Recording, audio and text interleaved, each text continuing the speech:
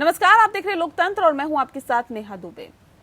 राज्यसभा की 18 सीटों पर 19 जून को होने वाला चुनाव दिलचस्प हो गया है। बीजेपी ने गुजरात के बाद अब कांग्रेस को राजस्थान में और कर्नाटक में भी उलझा दिया है। पार्टी की कोशिश इन दोनों राज्यों में कांग्रेस में जारी अंतर्कलह का फायदा उठाने की है। बीजेपी से अपने विधायकों को बचाने के लिए राजस्थान में सत्तारूढ़ कांग्रेस पार्टी ने विधायकों को एक रिजॉर्ट में भेज दिया है और वहीं पे कर्नाटक के विधायकों को भी अलग अलग गुटों में बांटकर कड़ी निगरानी रखी जा रही है। गुजरात में कांग्रेस के 8 विधायक पहले से ही साथ छोड़ चुके हैं। इसके अलावा राजस्थान, गुजरात और कर्नाटक में भी बीजेपी को जितनी सीटें आसानी से मिल सकती है, पार्टी ने उससे ज्यादा उम्मीदवार या तो उतारे हैं या फिर निर्दलियों के पीछे खड़े होकर कांग्रेस पर दबाव बनाया है। राज्यसभा चुनाव को लेकर रसाकशी जारी है। राजस्थान की तरह बीजेपी ने कर्नाटक चुनाव में भी पेच फंसा दिया है। यहाँ 4 सीटों पर चुनाव है। सीटों के नजरिए से देखें तो बीजेपी और कांग्रेस जेडीएस को 2-2 सीटें मिलनी है, मगर चुनाव मैदान में निर्दलीय संगमेश चिकनकर गुंडा के उतरने से लड़ाई दिलचस्प हो गई है। खबरों के मुताबिक बीजेपी ने ही संगमेश को मैदान में उतारा है। यहाँ एक उम्मीदवार को जिताने के लिए 45 विधायकों का समर्थन चाहिए। बीजेपी के पास 117 विधायक है, मतलब 2 उम्मीदवारों को जिताने के बाद उसके पास 27 अतिरिक्त वोट बचेंगे। ऐसे में अगर निर्दलीय उम्मीदवार ने 18 अतिरिक्त वोट जुटा लिए हैं तो कांग्रेस जेडीएस के लिए मुश्किल होगी। इससे बचने के लिए कांग्रेस की पहल पर पूर्व पीएम एचडी देवेगौड़ा को उम्मीदवार बनाया गया है। उधर मध्य प्रदेश में ज्योतिरादित्य सिंधिया पहले ही कांग्रेस को झटका दे चुके हैं। ज्योतिरादित्य सिंधिया को उम्मीदवार बनाकर बीजेपी यहां पहले ही 2 सीटें पक्की कर चुकी है। दूसरी तरफ गुजरात में भी बीजेपी ने कांग्रेस की राह में रोड़े बिछा दिए हैं। 8 विधायकों के इस्तीफे के बाद कांग्रेस अपने दम पर 2 सीट जीतती नहीं दिख रही है।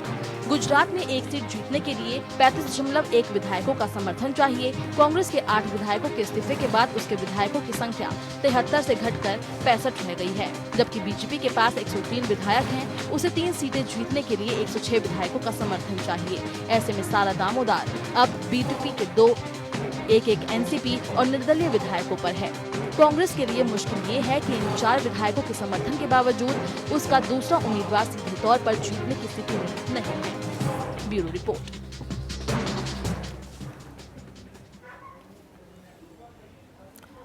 राजस्थान के 3 राज्यसभा सीटों पर 19 जून को होने वाले चुनाव को लेकर जोड़-तोड़ शुरू हो गया है। वहीं बीजेपी की सेंधमारी से बचाए रखने के लिए कांग्रेस पार्टी और निर्दलीय विधायकों को साथे रखने की कोशिश हर संभव कोशिश में वो जुटी हुई है। हालांकि कांग्रेस के पास अपने दोनों राज्यसभा प्रत्याशियों को जिताने के लिए पर्याप्त विधायकों का समर्थन हासिल है। इसके बाद भी राजस्थान में कांग्रेस की सियासी टेंशन बनी हुई है। मुख्यमंत्री अशोक गहलोत ने बीजेपी सरकार पर राज्यसभा चुनाव में खरीद फरोख्त के लिए देरी कराने का भी आरोप लगाया है और साथ ही साथ वहीं सुरजेवाला ने कहा है कि बीजेपी लोकतंत्र की हत्या करने पर आमादा है। राज्यसभा चुनाव से पहले राजस्थान में राजनीतिक घमासान छिड़ गया है। कांग्रेस ने पीएम मोदी और गृह मंत्री अमित शाह पर राज्यसभा चुनाव में देरी कराने का आरोप लगाया।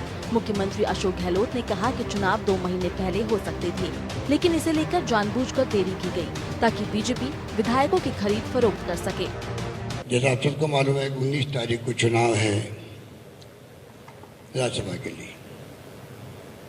ये चुनाव 2 महीने पहले हो सकते थे, तैयारी हो गई थी, क्योंकि अचानक ये चुनाव को कोई बिना कारण के पोस्टपोन कर दिया गया। उस वक्त मैंने कहा था कि हॉर्स ट्रेडिंग पूरी नहीं हुई बीजेपी की, इस कारण से पोस्टपोन किया गया। राजस्थान सरकार को न काम करना, न कोरोना को फैलने से रोकना, लेकिन ये ड्रामा रचना जरूरी है क्योंकि सत्ता के लिए सब जायज है। क्योंकि राजस्थान में सब जानते हैं कि बसपा के विधायक कैसे लाए गए थे। कांग्रेस के अंदर तो गुटबाजी है, ये भी पूरा राजस्थान जानता है, जानता ही नहीं, इसकी सजा भी भुगत रहा है। लेकिन ये खेल रचना जरूरी है क्योंकि दिल्ली में बैठे लीडरों को दिखाना है। कांग्रेस ने आरोप लगाते हुए कहा कि महामारी के बीच प्रधानमंत्री नरेंद्र मोदी और गृह मंत्री अमित शाह की जोड़ी लोकतंत्र को ध्वस्त करने में जुटी है, लेकिन कांग्रेस उनके इस सपने को पूरा नहीं होने देगी। किस प्रकार डेमोक्रेसी की हत्या हो रही देश के अंदर, नरेंद्र मोदी जी हो या अमित शाह जी हो, पूरा देश जानता है। 2 लोग फैसले कर रहे हैं पूरे देश के अंदर, जो डेमोक्रेसी में अच्छी परंपरा नहीं है। राजस्थान में 19 जून को 3 राज्यसभा सीटों के लिए चुनाव है। कांग्रेस ने केसी वेणुगोपाल और नीरज डांगी को मैदान में उतारा है। वहीं बीजेपी ने राजेंद्र गहलोत और ओंकार सिंह को प्रत्याशी बनाया है। संख्या बल के हिसाब से बीजेपी के पास सिर्फ एक प्रत्याशी को जिताने का बहुमत है। हर उम्मीदवार को जीतने के लिए कम से कम 51 वोट चाहिए। राज्य की 200 सदस्यों वाली विधानसभा में कांग्रेस के 107 विधायक हैं। इनमें 6 विधायक पिछले साल बीएसपी से कांग्रेस में शामिल हुए। कांग्रेस को दोनों उम्मीदवारों को जिताने के लिए 102 वोटों की जरूरत है, जो आसानी से मिलते दिख रहे हैं। कांग्रेस के साथ 13 निर्दलीय, लेफ्ट, बीटीपी के 2 और 1 आरएलडी विधायक है। बीजेपी के पास खुद के 72 विधायकों के अलावा 3 वोट आरएलपी के हैं। Bureau report. वैसे राजस्थान में कांग्रेस को डर सिर्फ राज्यसभा चुनाव को लेकर नहीं है। पार्टी को डर है कि कहीं राज्यसभा चुनाव के बहाने अशोक गहलोत सरकार के तख्ता पलट की कवायद तो नहीं हो रही है। कहीं बीजेपी मध्य प्रदेश और कर्नाटक की तरह यहां भी तो ऑपरेशन लोटस की तैयारी में नहीं है। कांग्रेस के सीनियर नेता राजस्थान में पिछले 3 दिनों से डेरा जमाए हुए हैं। कांग्रेस के दिग्गज ये पता लगाने की कोशिश कर रहे हैं कि कौन कौन से विधायक नाराज है और उनकी सरकार या मुख्यमंत्री अशोक गहलोत से क्या शिकायत है। वैसे भी राज्यसभा में सरकार भले कांग्रेस की है, लेकिन विधायक अशोक गहलोत और सचिन पायलट गुट में बटे हुए हैं। इस पे आज हम तफसील से चर्चा करेंगे कि आखिर इसकी वजह क्या है। क्यों गुजरात से जो विधायक है वो राजस्थान पहुंच जाते हैं, राजस्थान के विधायकों को भी कहीं ना कहीं एक दायरे में रखा जाता है। आखिर क्या वजह है कि बीजेपी पर सीधे सीधे आरोप कांग्रेस लगा रही है और अब बीजेपी आखिर इसे किस तरह से देख रही है। तमाम पहलुओं को आज हम तफसील से इस पर चर्चा करेंगे, इसका विश्लेषण करेंगे। हमारे साथ खास मेहमान मौजूद हैं, उनसे आपका तारुफ करा देते हैं। डॉक्टर मनोज राजौरिया जी हमारे साथ हैं, सांसद है बीजेपी के। मनोज जी बहुत स्वागत है आपका। आयुष भारद्वाज जी हमारे साथ हैं, प्रवक्ता है कांग्रेस के। आयुष जी आपका भी बहुत स्वागत है। डॉक्टर सुनील कौशिक जी हमारे साथ जुड़ गए हैं, वरिष्ठ पत्रकार है। डॉक्टर सुनील आपका भी बहुत स्वागत है। सबसे पहला सवाल मेरा डॉक्टर मनोज राजौरिया जी आपसे है। सर, गंभीर आरोप लग रहे हैं कि ऑपरेशन लोटस को एक बार फिर से सफल करने की कोशिश में बीजेपी लगी हुई है। देखिए, लोटस जो कमल का फूल है ये तो पूरे देश में खिला है और देश की जनता ने खिलाया है। 303 की लोकसभा चुनाव में जो 333 सांसद जिताकर देश की जनता ने माननीय प्रधानमंत्री श्री नरेंद्र भाई मोदी जी को दोबारा देश की कमान सौंपी है। ये आरोप तो जनता के ऊपर लगाना चाहिए कि उन्होंने इतनी लोकप्रियता जो उन्होंने प्रधानमंत्री जी के की है उसको स्वीकार किया है। ये जनता का अपमान कांग्रेस के नेता कर रहे हैं और उनको अपना घर बचाने में विश्वास नहीं है कि किस तरीके से उनकी सरकार जोड़ तोड़ से कांग्रेस की सरकार राजस्थान में चल रही है। जिस तरीके से पूरे देश ने देखा कि बसपा के 6 विधायक तोड़ के कांग्रेस के यहाँ के मुख्यमंत्री श्री अशोक गहलोत जी ने अपनी सरकार को बैसाखियों पर चलाया और उसके बाद में निर्दलीय विधायकों को लोभ से और लालच से किस प्रकार से खुद से जोड़कर रखा। आज जब ये राज्यसभा चुनाव आ रहे हैं, उनको स्पष्ट उनके पास में अगर बहुमत है तो उनको घबराने की आवश्यकता क्या है जी। अगर उनको अपने विचारधारा में विश्वास है, अपने विधायकों पे विश्वास है, अपने कार्य में विश्वास है, तो उनको इतना डरने की आवश्यकता क्या है कि अपने विधायकों की वो बाड़ेबंदी कर रहे हैं। और मैं सोचता हूँ कि खरीद फरोख्त का खेल तो कांग्रेस की संस्कृति में रहा है और खुद ये कांग्रेस की सरकार जो राजस्थान में बनी है ये खुद खरीद फरोख्त की सरकार टिकी हुई है। चलिए रिएक्शन ले लेते हैं। आयुष भारद्वाज जी, सवाल इस बात को लेकर है कि क्या आपको अपने विधायकों पर भरोसा नहीं है? अगर है तो फिर बाड़ेबंदी की नौबत क्यों? ऐसा कहीं कुछ नहीं है। मैं एमपी साहब की उन्होंने कहा कि राजस्थान में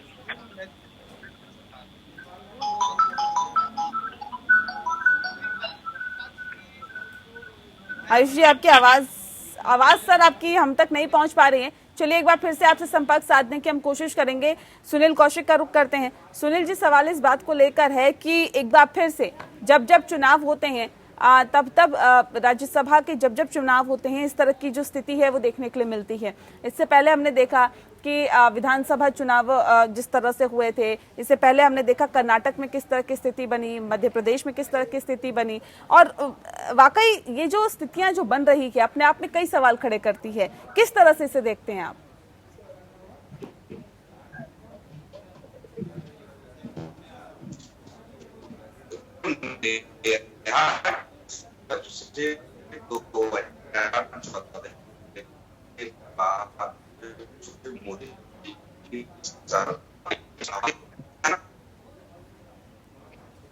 जब से राज्यसभा का चुनाव गुजरात में हुआ और अहमद जी जब वहां राज्यसभा सदस्य कांग्रेस से, तो जिस समय घमासान देखने को पहली बार देश को मिला, कांग्रेस ने जिस तरीके से विधायकों को गुजरात से बाहर जाकर के शिफ्ट किया और मीडिया में उस समय बड़ा सुर्खियां रही, और उसके बाद तमाम ऐसी घटनाएं हुई जिसमें देखने को मिला कि जब जब राज्यसभा के चुनाव आते हैं तब तब ऐसी परिस्थितियां पैदा हुई हैं। और पिछली बार तो आपने देखा होगा, पिछले बार कि राज्यसभा के तमाम पार्टियों के सदस्यों से इस्तीफा लेकर के एक पार्टी ने अपने बैनर के तले चुनाव फिर दोबारा लड़वाया। उन्हीं लोगों को, विभिन्न पार्टियों के राज्यसभा सदस्य थे, उन्होंने इस्तीफे दिए और इस्तीफा देने के बाद देखा उसमें फिर उन्हीं लोगों को अपनी पार्टी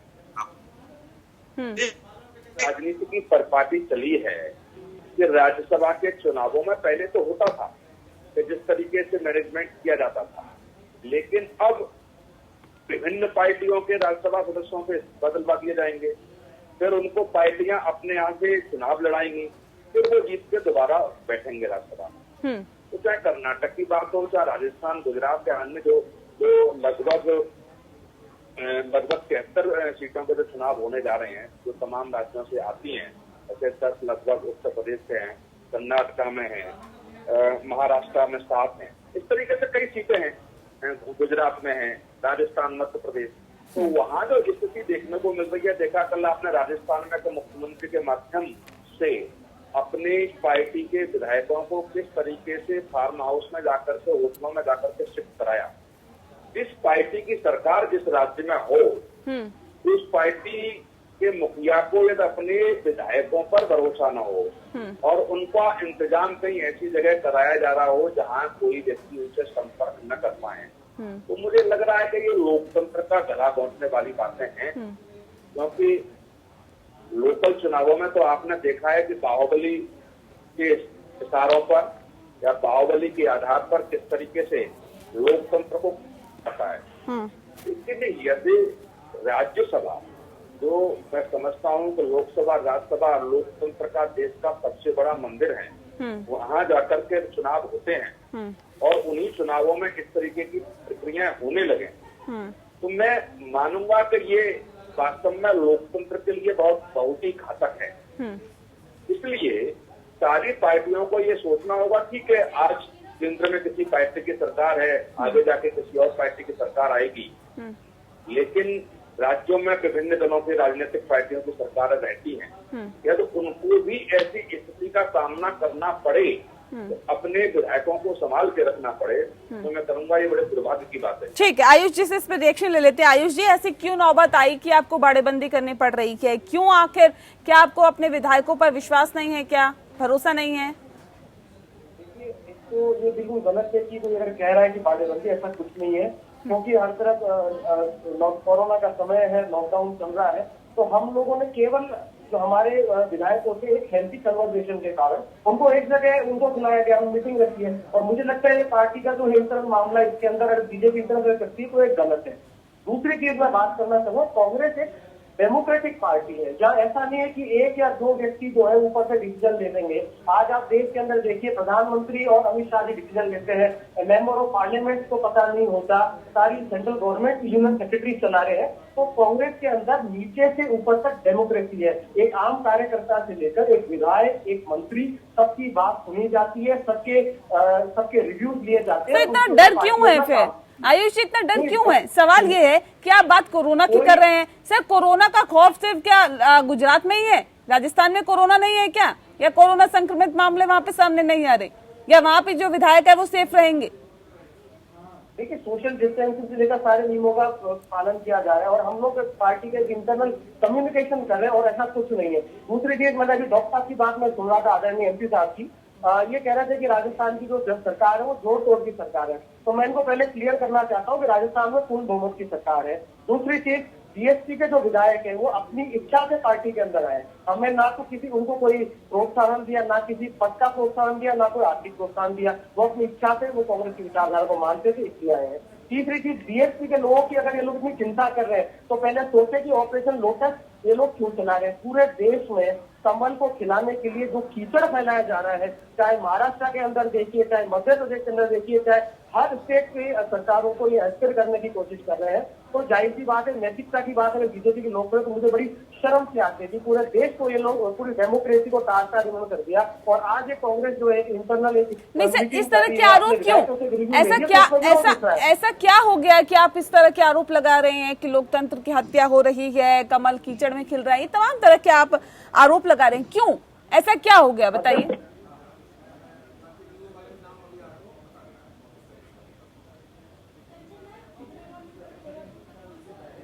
आयुष जी, आवाज मिल पा रही है आपको?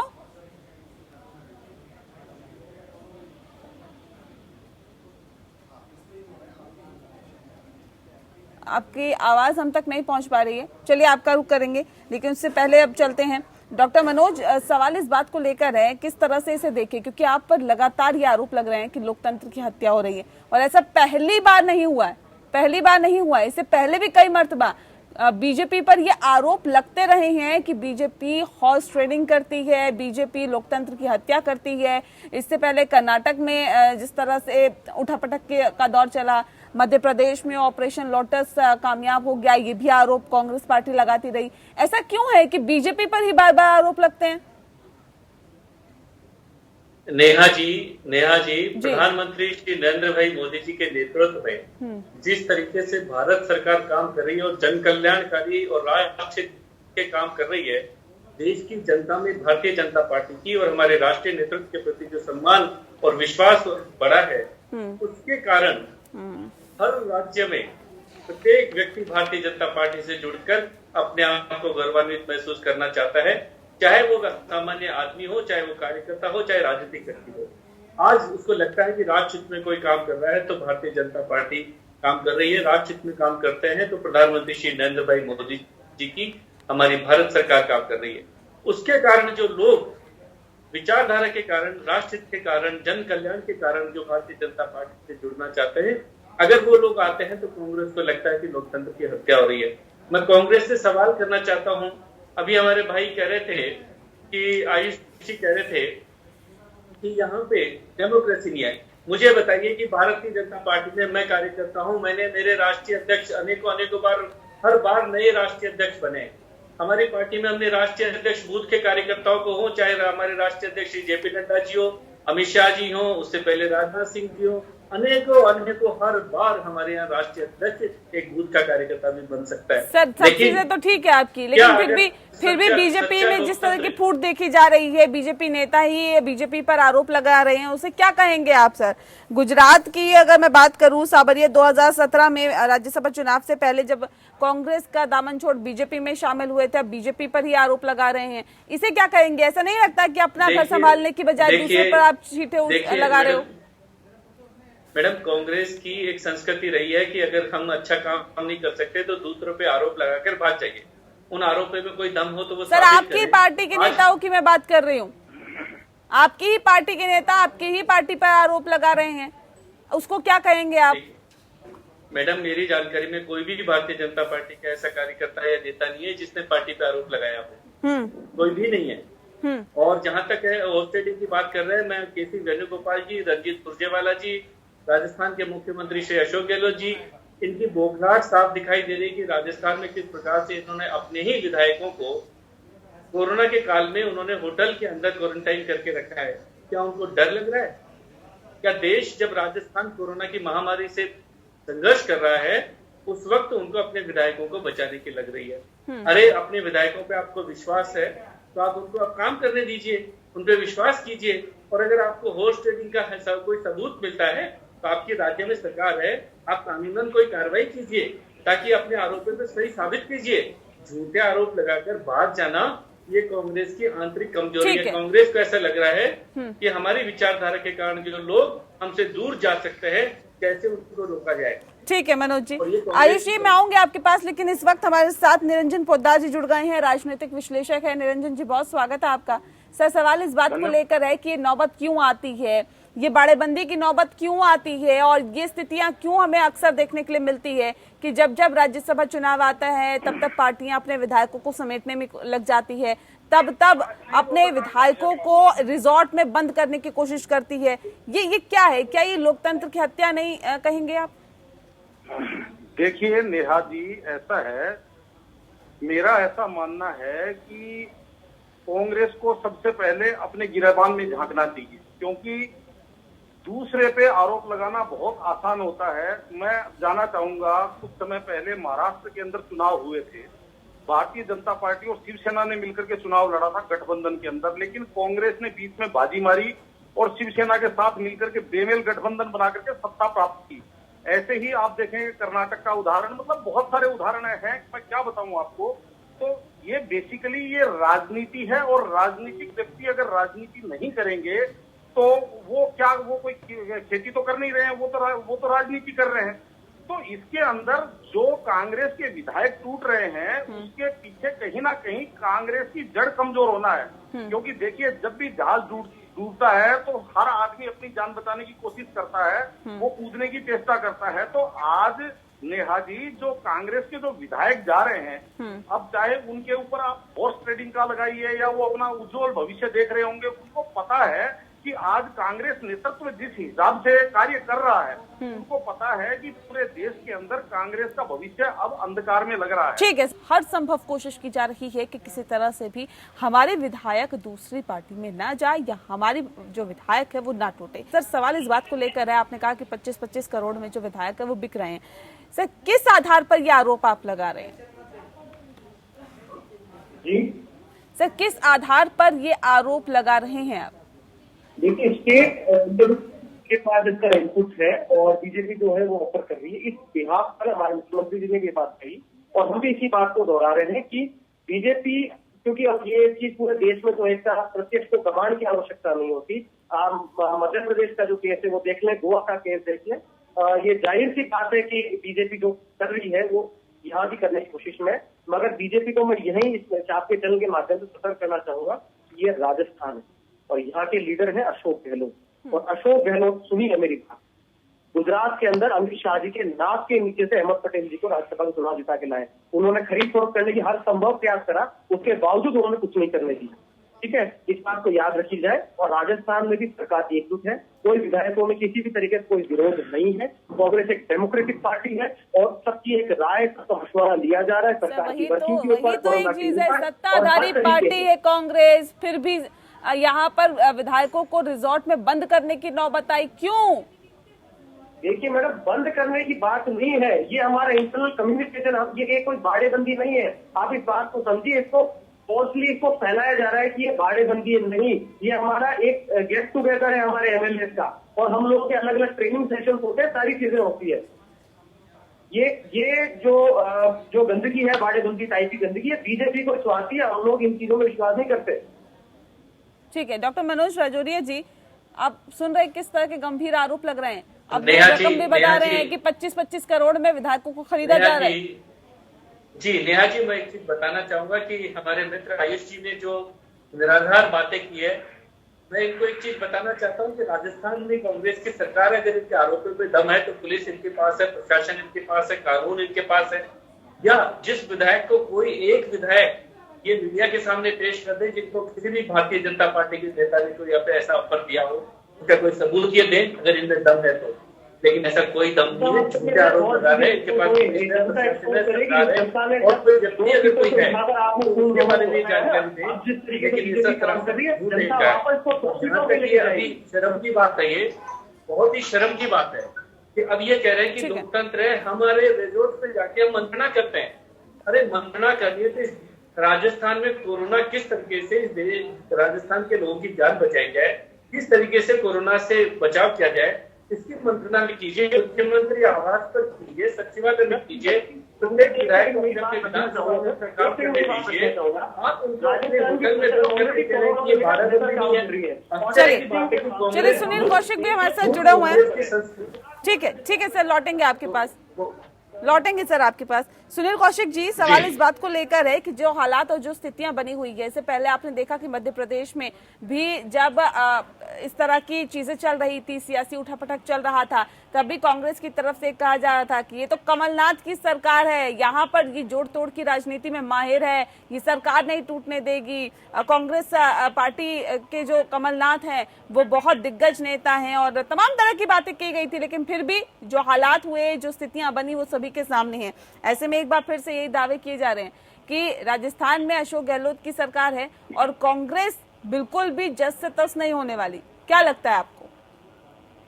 देखो नेहा, जब विधानसभा चुनाव के रिजल्ट आए उसी दिन से सारे हम लोग भी, मीडिया वाले भी, राजनीतिक विश्लेषक लोग भी, सारे लोग कहने लगे थे कि मध्य प्रदेश में बहुत ज्यादा अंतर नहीं है और बीजेपी कभी भी कुछ भी कर सकती है। और ये अंदाजा बिल्कुल बाद में 1 साल बाद देखने को मिला कि बीजेपी ने जो पहले से लोग प्रयास लगा रहे थे वो हुआ। चाहे वो कांग्रेस कुछ भी कहती रही हो कि बहुत ज्यादा जीत का वहां अंतर नहीं था। फिर वोट प्रतिशत भी देखें तो बीजेपी का कुछ % ज्यादा था, लेकिन सीटों का कांग्रेस का ज्यादा था। लेकिन राजस्थान में जिस तरीके से है स्थिति, मुझे लगता है कि बहुत मुश्किल है क्योंकि अंतर ज्यादा है। दूसरा क्या है कि राजस्थान ने बसपा के जो 5 विधायकों को अपने आप में जो विलय कर लिया तो थोड़ा आंकड़ा उनकी स्थिति और मजबूत हो गई। लेकिन फिर भी राजनीति में कब क्या हो जाए कुछ कह नहीं सकते। और ये कांग्रेस को भी इस बात के लहजे में रहकर के निश्चिंत नहीं बैठना चाहिए कि कुछ भी नहीं हो सकता। ये राजनीति है। आपके तमाम विधायक और मंत्री इस समय राजस्थान में नाराज चल रहे हैं। आपके उप मुख्यमंत्री खुद नाराज चल रहे हैं। उप मुख्यमंत्री का मुख्यमंत्री से 36 का आंकड़ा है। तमाम ऐसे मंच रहे हैं जहां पर ये चीजें निकल के आई हैं कि दोनों की बीच की जो स्थिति है बहुत अच्छी नहीं है। क्योंकि सचिन पायलट ने जो राजस्थान में मेहनत की थी, तो ये गहलोत साहब तो बाद में आ गए, लेकिन जो 5 साल राजस्थान में जो बीजेपी की सरकार थी उनके खिलाफ जो सड़कों पर उतरे, जो धरना प्रदर्शन पायलट ने किए, जो स्थिति कांग्रेस की वहां मजबूत हुई, वो निश्चित तौर से कह सकते हैं कि पायलट का उसमें श्रेय था। लेकिन पायलट में और वहां के वर्तमान के मुख्यमंत्री में क्या 36 का आंकड़ा है सारे लोग जानते हैं। तो कांग्रेस ने वह भूल मध्य प्रदेश में की कि जहां स्थिति बहुत अच्छी मुख्यमंत्री और उप मुख्यमंत्री के बीच की नहीं थी, वहां भी उन्होंने ये ऐसी स्थिति की कि ध्यान नहीं दिया। तो ये भी करना पड़ेगा इनको कि राजस्थान में भी कहीं ऐसी स्थिति न हो जाए जो मध्य प्रदेश में नाराजगी उप मुख्यमंत्री की थी और जिस तरीके से मध्य प्रदेश में रही हो, ना कांग्रेस के बड़े लीडरों ने या कह सकते हैं कांग्रेस के राष्ट्रीय अध्यक्ष से जब समय मांगा तो मिलने से मना कर दिया। और वो स्थिति वास्तव में जो घटनाक्रम हुआ वो कह सकते हैं कि कांग्रेस को हम दोष दे सकते हैं, क्योंकि पूरी जो समय दिया उन्होंने वो पूरा समय दिया कांग्रेस के नेतृत्व को, लेकिन कांग्रेस के नेतृत्व में उस समय ध्यान नहीं दिया। लेकिन राजस्थान में मुझे लगता है कि ध्यान देना चाहिए। राजस्थान में ऐसा नहीं है तो ये बात निकल के आ रही है कि एक धड़ा जो है वो मुख्यमंत्री के क्रियाकलाप से नाराज नहीं है और जिस तरीके से विकास के कार्यों को लेकर के और चुनाव के समय पर जो किसानों के से जो वायदे किए गए थे वो निश्चित तौर से जब विधायक क्षेत्र में जा रहे हैं तो उनका विरोध हो रहा है और वो बातें कही जा रही हैं। तो कांग्रेस नेतृत्व को ये ध्यान रखना पड़ेगा कि मध्य प्रदेश की घटना कहीं राजस्थान में दोहराई न जा सके। ठीक है। निरंजन पोद्दार जी, सवाल इस बात को लेकर भी है कि जिस तरह से अभी बात डॉक्टर सुनील कर रहे थे कि जो मध्य प्रदेश में हुआ वो कहीं राजस्थान में दोहराया ना जाए, इसका ख्याल अभी कांग्रेस को रखना पड़ेगा। ये कितनी बड़ी इससे सीख लेने की जरूरत है कि क्योंकि जो हालात और जो स्थितियां बनी हुई है वाकई कई सवाल खड़े कर रही है और इससे पहले भी कई तरह के आरोप हालांकि कांग्रेस बीजेपी पर लगाती आई है, लेकिन इन हालातों को देखते हुए क्या कहेंगे आप? देखिए नेहा जी, जैसे अभी वरिष्ठ पत्रकार सुनील कौशिक जी बता रहे थे, मैं उसी के अंदर आपको एक चीज जोड़ना चाहता हूं कि अभी जो राजस्थान के अंदर कदाचित कांग्रेस वही गलतियां बार बार दोहराती है और जैसे महाराष्ट्र के अंदर कांग्रेस ने ज्योतिरादित्य सिंधिया ने बहुत मेहनत करी थी और उनको दरकिनार कर दिया था, उसका परिणाम आपके सामने है कि महाराष्ट्र के अंदर कांग्रेस की नैया डूब गई और वैसी ही कदाचित स्थिति जैसे सुनील जी बता रहे थे राजस्थान के अंदर है। अब दूसरी बात नेहा जी, एक चीज मैं आपको बताना चाहता हूँ, अभी जो कांग्रेस के प्रवक्ता कह रहे थे कि भाई विधायकों को 25-25 करोड़ रुपए में खरीदा जा रहा है। अगर कोई इनसे पूछे क्या आपके कांग्रेस के विधायक बिकाऊ है, तो ये कहेंगे नहीं हमारे विधायक बिकाऊ नहीं है, हमारे विधायक तो पाक साफ है। अगर आपके विधायक, आप पहले इस चीज को तय कीजिए कि आपके विधायक बिकाऊ हैं या आपके विधायक निरपराध और बिल्कुल ईमानदार हैं। आपको ये चीज भी तय करनी पड़ेगी। तीसरी बात नेहा जी, मैं एक चीज और कहना चाहूंगा कि जैसे अभी भारतीय जनता पार्टी के प्रवक्ता राजौरिया जी बता रहे थे, देखिए वो बार बार राजस्थान के अंदर कोरोना की बात कर रहे थे। देखिए ये इस देश के अंदर बहुत बुरा लोगों को लग रहा है कि आज पूरा देश कोरोना की महामारी से ग्रसित है और दिल्ली जैसे शहर के अंदर कोरोना किस कदर बढ़ रहा है, और भारतीय जनता पार्टी जो केंद्र में पदासीन है वो आज गृह मंत्रालय आज वर्चुअल रैलियों में लगा हुआ है और ये राजनीतिक तोड़फोड़ में लगा हुआ है। तो देखिए भारतीय जनता पार्टी को, अगर भारतीय जनता पार्टी इस चीज का आरोप लगाती है तो इस चीज के अंदर एक उंगली अगर कांग्रेस की तरफ भारतीय जनता पार्टी कर रही है तो मैं ये कहता हूँ 4 उंगलियां भारतीय जनता पार्टी की तरफ इस मामले में है। ठीक है, डॉक्टर मनोज राजौरिया जी, सवाल इस बात को लेकर है कि अब क्या जनता के हित से ऊपर क्या राजनीतिक हित हो गया है? एक तरफ कोरोना काल है, कोरोना से आम जनता जूझ रही है, देश में लॉकडाउन जैसी स्थिति लोगों ने देखी। अब क्या इस तरह से तोड़फोड़ की राजनीति करना, क्योंकि कांग्रेस के कुछ विधायकों ने गुजरात से इस्तीफा दे दिया है गुजरात में, तो इस तरह की जो स्थिति है, कांग्रेस लगातार आरोप लगा रही है बीजेपी पर कि बीजेपी तोड़फोड़ की राजनीति करती है। मध्य प्रदेश में किया, कर्नाटक में किया, अहमद पटेल के वक्त में किस तरह से तोड़फोड़ की राजनीति करने की कोशिश की, हालांकि सफलता हाथ नहीं लगी। कर्नाटक में पहले किस तरह से शपथ दिला दी गई थी, किस तरह से महाराष्ट्र में किया गया था, ये तमाम तरह की जो एग्जाम्पल हमारे सामने हैं, उसके बिहाफ पे लगातार आरोप लगते आप पे आए हैं। क्यों सर आप पे आरोप लगते हैं ऐसे? देखिए, आरोप लगाना और भाग जाना कांग्रेस की संस्कृति है।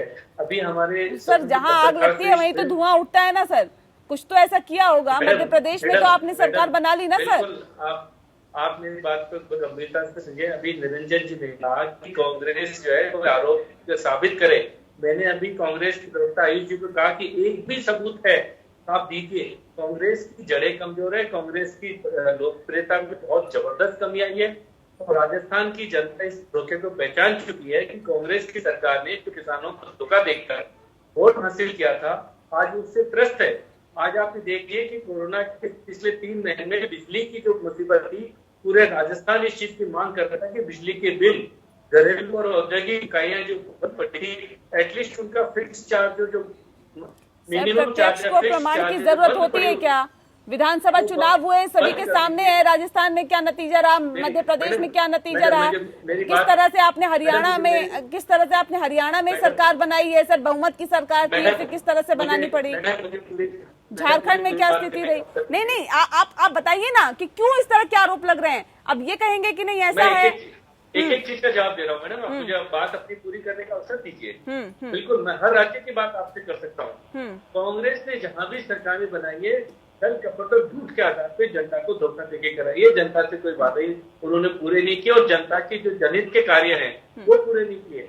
अब राजस्थान का मैं उदाहरण दे सकता हूँ कि राजस्थान में चाहे सड़कें हो, पानी हो, बिजली हो, कानून व्यवस्था हो, यहाँ सारी चौपाल है। आज राजस्थान की जनता सर ये आप तय करेंगे क्या? नहीं मनोज जी, ये आप तय करेंगे? नहीं, आप तय करेंगे क्या कि जनता से वायदे किए थे पूरे नहीं किए? अगले विधानसभा चुनाव का तो इंतजार करिए सर। मैडम आप अभी जनता के बीच में जाइए। कांग्रेस के विधायकों को ये मालूम है कि क्या है। आज वो अपना भविष्य बचाने के लिए कहीं न कहीं चिंतित है। उनको लगता है कि कांग्रेस का भविष्य अंधकार में है। आज वो जनता और जब जनता के सामने जाके वो नीचा देखते हैं तब उनको कहीं न कहीं लगता है। यही चिंता कांग्रेस सरकार को है कि जो हमारे पास जनता में असंतुष्टि है वो हमारे विधायकों में आ चुकी है। जनता का जो प्रभाव है वो विधायकों में आ चुका है, कहीं हमसे छूट के चले नहीं जाए। ये इनकी कमजोरी है, ये इनकी कमजोरी है कि इनके अंदर सरकार को, अपने विधायकों को चलाने का दम नहीं है और कुछ विचारधारा नहीं है और ये इसका आरोप दूसरों पे लगा रहे हैं। मैंने अभी भी चैलेंज किया हमारे मित्र आयुष जी को कि आप यहाँ वेणुगोपाल जी प्रेस कॉन्फ्रेंस कर रहे हैं, हमारे रणजीत सुरजेवाला जी प्रेस कॉन्फ्रेंस कर रहे, आरोप लगा रहे हैं। इतने बड़े बड़े नेता है, जयपुर में आके डेरा डाले हुए हैं। 8 यहाँ गुजरात में 8 विधायक चले गए, गुजरात के विधायक यहाँ आ रहे।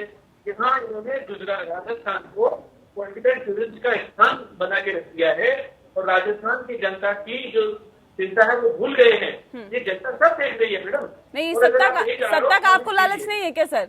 सत्ता का लालच आपको नहीं है क्या? निश्चित रूप से राज्यसभा में सीटें बढ़वाने का लालच आपको नहीं है क्या? मैडम, कोई भी पार्टी हो, राजनीतिक पार्टी कोई भी आती है तो निश्चित रूप से उसका उद्देश्य होता है कि हम सत्ता में हासिल हो। अब सत्ता में और उसके लिए जोड़ तोड़ की राजनीति से भी गुरेज नहीं करते हैं ना सर? जोड़ तोड़ की राजनीति भारतीय जनता पार्टी ने कभी नहीं की, न कभी करेगी। भारतीय जनता पार्टी अपने विचारधारा की पार्टी है, जन कल्याण की पार्टी है। भारतीय जनता पार्टी अंतिम व्यक्ति के कल्याण के लिए काम करती है और प्रधानमंत्री जी की लोकप्रियता जन कल्याणकारी हमारी योजनाओं के कारण जो जनता संतुष्ट है और कांग्रेस के विधायकों को ये लगता है कि हमारा भविष्य निश्चित रूप से गर्त में जा रहा है, तो उनमें बेटना से कमजोरी है। इस चीज को अशोक गहलोत जी ने पहचान लिया, कांग्रेस ने पहचान लिया। आज वो चिंतित है कि हमारे विधायकों का हम संभाल के रखें। उनको क्या चिंता है? अगर उनकी सरकार चला रहे हैं तो उनको 51 एक तो 2 वोट चाहिए। ठीक है आयुष जी, आप पे ये आरोप लग रहे हैं कि आप अपनी पार्टी को संभाल नहीं पा रहे हैं। आपकी पार्टी की जड़ें कमजोर है, एक कमजोर नेतृत्व है, इस वजह से जो पार्टी के जो नेता हैं वो छोड़ छोड़ के दूसरी पार्टियों में जा रहे हैं। संभालिए ना, एक रिजॉर्ट में बंद करने से क्या होगा?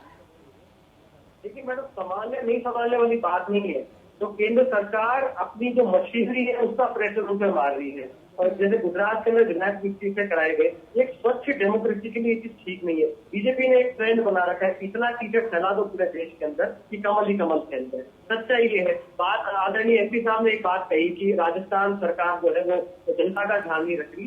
तो कोरोना के टेस्ट सबसे ज्यादा हमने किए, रिकवरी सबसे ज्यादा हमारी है। तो इस बात को आप देखिए कि किस तरीके से काम हो रहा है। और भीलवाड़ा मॉडल की चर्चा तो पूरे देश में हो रही है, पूरे एशियन रीजन में हो रही है। तो ये मुझे नहीं लगता शायद ये या तो एक अखबार नहीं पढ़ते या फिर ये उसको देखना नहीं चाहते। फिर ये कहते हैं प्रमाण की बात, तो ऑडियो रिकॉर्डिंग्स वायरल हो रही है। इनके नेता खुद कह रहे हैं कि हम सरकार बना लेंगे, हम तोड़ लेंगे।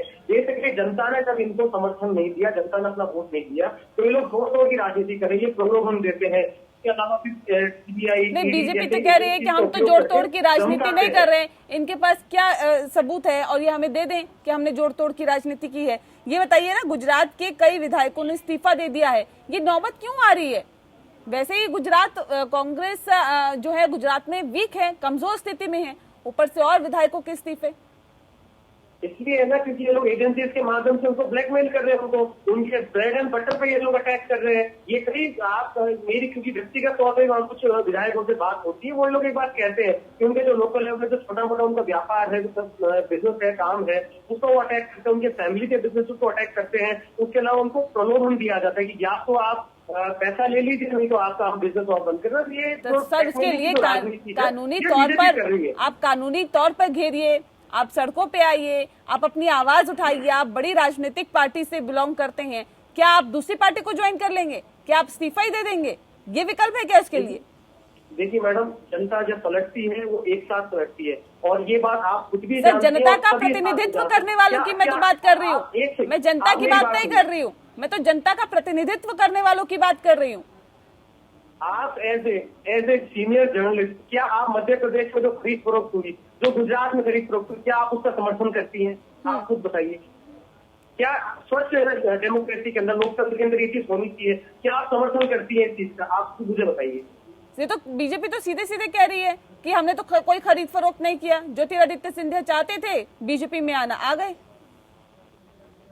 ये तो बीजेपी तो करेगी। और जो ऑडियो वायरल हो रहा है मैडम, उसके बारे में क्या है? दुनिया भर के ऑडियो वायरल हो रहे। शिवराज सिंह चौहान खुद कहते हैं कर्नाटक के अंदर क्या हुआ, सरकार को शपथ दिला दी गई। क्या ये सब चीजें नॉर्मल है? क्या आप इसे सही मानते हैं? हरियाणा के अंदर इनके पास मेजोरिटी नहीं थी, उसके बावजूद उन्होंने सरकार बना ली। ठीक है। और सरकार दूसरे तीसरे दिन रिहा कर दिया गया। क्या ये चीज आपको ये लोकतंत्र के लिए, डेमोक्रेसी के लिए सही है? ताकि संवैधानिक संस्थाओं खराब किया जा रहा है। आप अलग अलग एजेंसी की रिपोर्ट पढ़ लीजिए कि ट्रांसपेरेंसी इंडेक्स में इंडिया कंटिन्यू गिरता जा रहा है। 6 साल का आप रिकॉर्ड उठा के देख लीजिए, क्यों गिर रहा है? क्यों विदेश की एजेंसी हमारी रेटिंग को बार बार गिरा रही है? तो जाहिर सी बात है कहीं ना कहीं कुछ ना कुछ तो गड़बड़ हो रहा है। जर्नलिस्टों को दबाया जा रहा है, ब्लैकमेल किया जा रहा है, आईएएस ऑफिसर रिजाइन कर रहे हैं। इससे बड़ी बात क्या होगी? ठीक है, निरंजन पोद्दार जी, क्यों आखिर राजनीतिक दलों को खतरा सता रहा है? आप बात कांग्रेस की करें तो अपने विधायकों को बिल्कुल रिजॉर्ट में रखना, इससे पहले भी हमने कई मर्तबा देखा, क्योंकि इस तरह की राजनीति में अगर देखें तो चीजें होती रहती है। आखिर ये नौबत क्यों आती है? क्यों इस तरह की स्थिति हमें देखनी पड़ती है?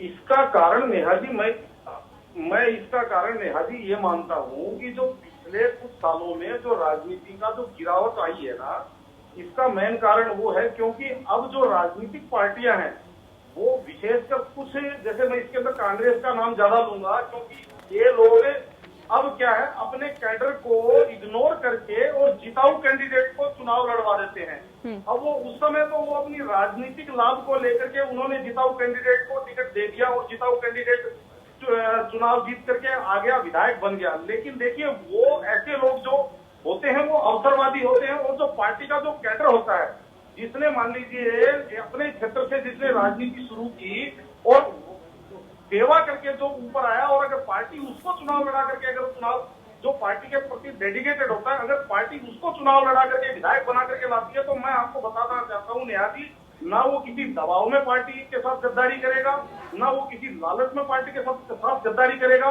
क्योंकि वो जो आदमी है वो देखिए मेहनत से ऊपर आया हुआ आदमी कभी भी किसी चीज के आगे झुकेगा नहीं। लेकिन ये जो पार्टियां जो लोगों को अपने अवसरवादिता को देखते हुए लोगों को मतलब जो टिकट के जो वास्तव में जो हकदार हैं उनका नाम काट करके और अवसरवादी लोगों को टिकट दे देते हैं, ये उसका परिणाम है। मुझे एक बात बताइए नेहा जी कि 100 में से क्यों 10-12 विधायक ही टूटते हैं, बाकी के विधायक क्यों अपने मजबूत स्तंभ की तरह खड़े रहते हैं पार्टी के साथ? उसका कारण ये है कि जो लोग पार्टी के साथ डेडिकेटेड हैं वो कभी भी पार्टी को छोड़ेंगे नहीं, और जो अवसरवादी लोगों को पार्टी ने अपने राजनीतिक हित के लिए अवसरवादी लोगों को आगे पार्टी ले आती है, वो लोग आगे जाकर के पार्टी को नुकसान पहुंचाते हैं, मेरा ऐसा मानना है। ठीक है डॉक्टर सुनील कौशिक, अगर बात बहुमत वाले दल की करें तो बहुमत वाले दल को क्यों अपने उम्मीदवार के हारने का डर सताता है, और ये कितना दुर्भाग्यपूर्ण है?